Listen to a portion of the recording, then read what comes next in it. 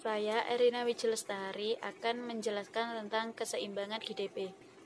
Produk Domestik Bruto atau GDP atau Produk Nasional Bruto dan GNP umumnya digunakan sebagai indikator utama dalam perekonomian suatu negara. GDP adalah total nilai barang dan jasa yang diproduksi oleh suatu negara dalam suatu tahun. Di dalam perekonomian ada dua teori yang sering dianut untuk menjalankan sistem perekonomian. Dua teori aliran ekonomi yang sering digunakan yaitu aliran klasik dan Keynesian.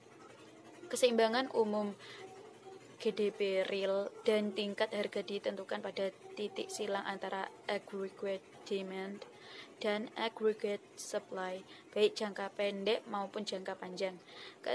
Keseimbangan ekonomi nasional suatu negara dapat dirumuskan sebagai keseimbangan antara jumlah barang dan jasa yang ditawarkan dengan jumlah barang dan jasa yang diminta. Total penawaran terdiri dari penawaran dalam negeri atau produk domestik ditambah penawaran dari luar negeri yaitu impor. Sedangkan total permintaan terdiri dari konsumsi dalam negeri atau permintaan dalam negeri ditambah permintaan luar negeri atau ekspor. PDB ada 3 metode yang bisa dilakukan, yaitu yang pertama metode produksi. PDB merupakan jumlah nilai produksi barang dan jasa akhir yang dihasilkan oleh unit-unit produksi di suatu daerah dalam jangka waktu tertentu.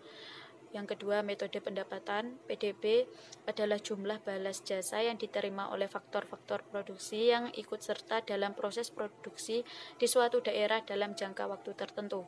Dan yang ketiga, metode pengeluaran, yaitu PDB merupakan jumlah pengeluaran yang dilakukan untuk konsumsi rumah tangga, lembaga sosial, swasta yang tidak mencari keuntungan, konsumsi pemerintah, pembentukan modal tetap domestik bruto, perubahan stok dan ekspor neto merupakan ekspor dikurangi impor. Secara konsep, ketiga metode penghitungan tersebut memberikan jumlah yang sama antara jumlah pengeluaran dengan jumlah barang dan jasa akhir yang dihasilkan dan harus sama pula dengan jumlah faktor-faktor produksinya. Dari konsep di atas, selisih ekspor dan impor merupakan ekspor neto.